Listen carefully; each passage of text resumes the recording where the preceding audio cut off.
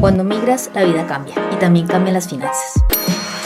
En el efecto Pretzel te cuento historias reales de profesionales hispanos que vinieron a vivir a Alemania y sobre la marcha han debido aprender a decidir mejor, pensando en ahorro, capitalización y protecciones. Soy Anabel González y aquí te lo explico como experta sin tecnicismos. Hay 3 cosas claves al llegar a Alemania que debemos hacer y son básicas y sumamente importantes. Ya hemos hablado del seguro de salud, lo importante que es y lo obligatorio que es. Pero las 2 siguientes cosas que hacemos son igual de fundamentales.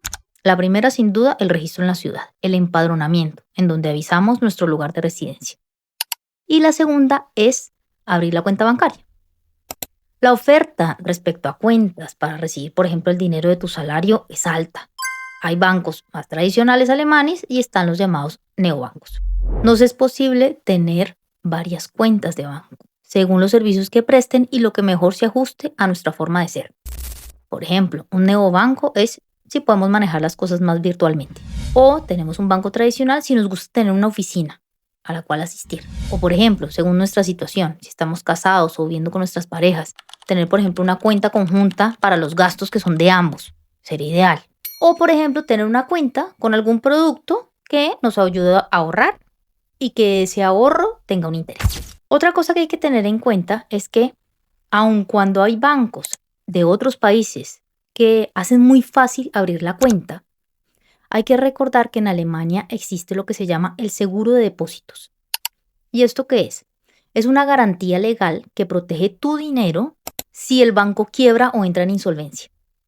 Entonces, si tu cuenta no es alemana, es decir, no tiene IBAN alemán y quiebra, tu dinero no está protegido, se perdió.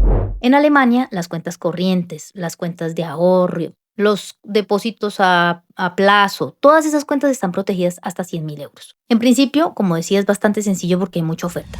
Pero ojo, hay cosas que debemos saber para que no tengamos problemas con nuestros bancos. Bienvenidos al efecto Pretzel. ¿Alguna vez tu banco simplemente dejó de funcionar cuando más lo necesitabas? Hoy te voy a contar 3 historias reales de clientes que sufrieron con su banco y que son lecciones importantes para todos. La primera de ellas es una historia corta. Mi clienta María llegó a Alemania con trabajo, es decir, la empresa se la trajo a Alemania y obviamente la empresa le estaba ayudando a hacer todo su traslado. Aquí, ideal. Su visa estaba ok, tenía su primera vivienda ok y ella fue, a abrir su cuenta bancaria en cuanto llegó. Pero la activación de la cuenta, por razones más que misteriosas que aún no hemos podido saber, se demoró 2 meses en activarse. Ella empezó a trabajar, a tener un salario, pero no podía cobrar porque el banco no había activado la cuenta. Intentó con otra, no la dejaron. Mi clienta estuvo 2 meses sin que le pagaran el salario, sin poder debitar sus gastos fijos, como el teléfono o el mismo alquiler. Menos mal, aquí viene otra vez la situación de tener un buen ahorro. Tenía ahorros, porque fueron 2 meses de 0 ingresos. Otra pareja de clientes vinieron de Argentina y decidieron traer sus ahorros. Y en cuanto llegaron, abrieron su cuenta bancaria e ingresaron los ahorros a la cuenta. Eran más o menos 20.000 euros. Me escriben y tuvimos la cita, estábamos hablando del tema del ahorro y me dicen, pues es que tenemos un problema. El banco nos ha bloqueado la cuenta y no sabemos por qué, ni podemos acceder. Nos han dicho que tienen que investigar, no sabemos qué los que están investigando y cuánto tiempo se va a demorar eso. Aquí el punto importante.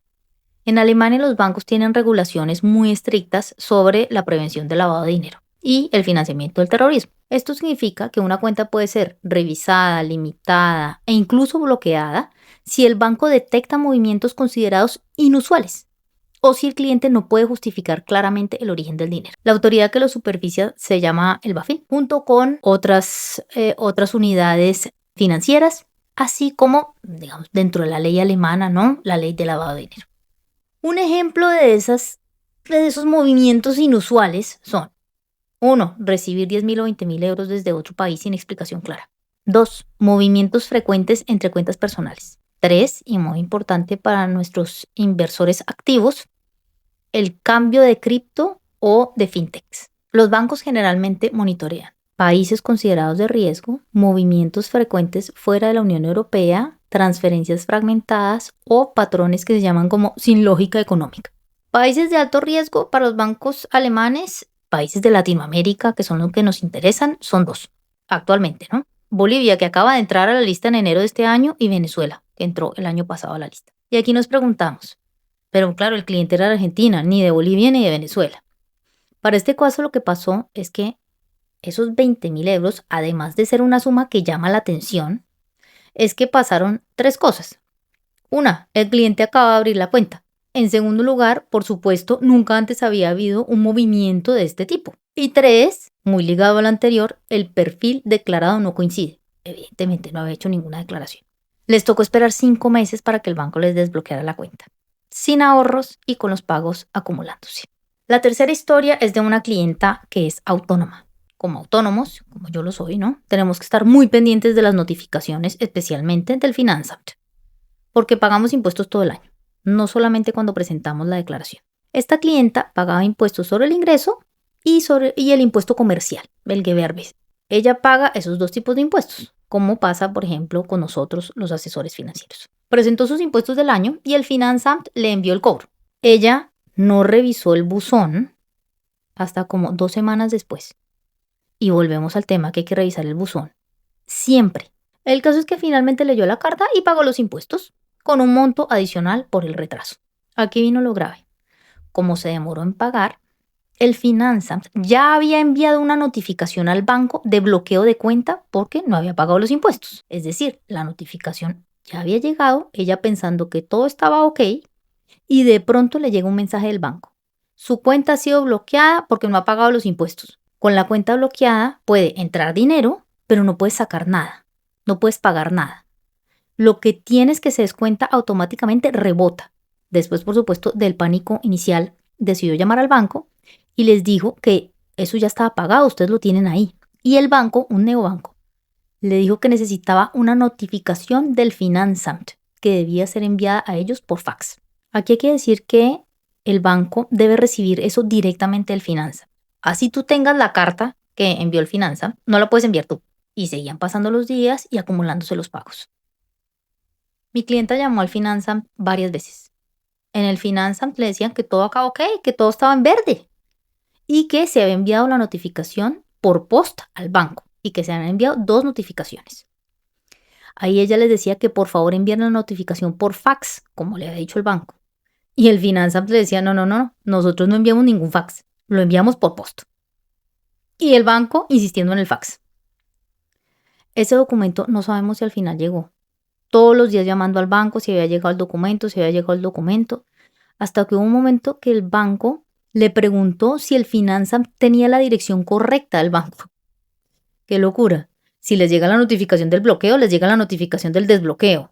Pues suena lógico. Para solucionar el tema, ella pagó los impuestos nuevamente, que era la única alternativa que le daba el banco para poder desbloquear la cuenta y después, el Finanzamt se los devolvió. Pero si esperábamos la carta, que no sabemos dónde se quedó o por qué no llegaba, o no sabemos cuánto tiempo hubiese estado la cuenta bloqueada y los pagos bloqueados, que como sabemos, si el pago rebota, le cobran a uno siempre algo más. Hay varias lecciones financieras de estas 3 historias. La primera de ellas es que, no todos los bancos ofrecen el mismo nivel de protección. Es decir, Alemania tiene un seguro de depósitos que protege hasta 100.000 euros. Y esta protección depende de que el banco esté dentro del sistema adecuado. Es decir, que tenga un IBAN alemán. No todos los bancos internacionales ofrecen la misma seguridad. La segunda es, elegir el banco no es una decisión solamente técnica, sino estratégica. No basta con abrir cualquier cuenta. Puedes tener varias cuentas según tus necesidades. Gastos compartidos, ahorro, uso digital, presencial, lo que sea. La clave es adaptar el banco a tu estilo de vida financiero. El tercero es, hay momentos en los que tal vez es importante tener 2 cuentas, porque si te bloquean una, por la razón que sea, puedes tener otra con la que puedes reaccionar. Y la cuarta, hay que tener mucho cuidado con los movimientos de sumas altas o sumas que llamen la atención, así como los pagos de impuestos. En cualquiera de los 2 casos puede haber un bloqueo de la cuenta y eso puede costarte más de un dolor de cabeza. Llegas a Alemania y lo haces todo, bien, y de repente tu cuenta está bloqueada, sin acceso, sin dinero, sin explicaciones claras. Y sobre todo que la burocracia en ningún momento ayudó a mis clientes. La banca no es solo un lugar donde guardas el dinero, sino una pieza clave de tu estabilidad financiera.